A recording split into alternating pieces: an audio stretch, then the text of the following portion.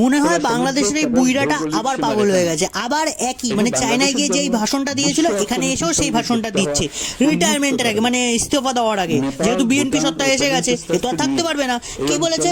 বলেছে আবার 70 সিস্টার্সকে আলাদা কান্ট্রি বলেছে, বলেছে ল্যান্ডলক কান্ট্রি, বাংলাদেশের সমুদ্রের গার্ডিয়ান, মানে যেটা চায়নায় কি বলেছিল এখানেও সেটাই বললো।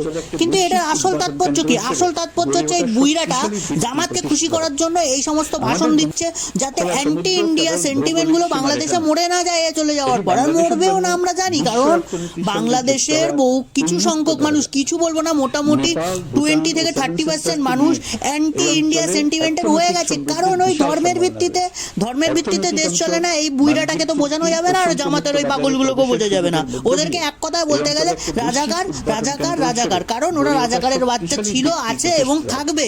যতই নাটক করুক বাংলাদেশের মানুষ, মানে যারা বুদ্ধিমান মানুষ আছে তারা কিন্তু এই জামাত আর এই বুইড়ার বাচ্চাকে কোনোদিনও ছাড়বে না। জামাতকে তো ছাড়বেই না, যা হোক, দেখা যাক কি হয় ভবিষ্যতে।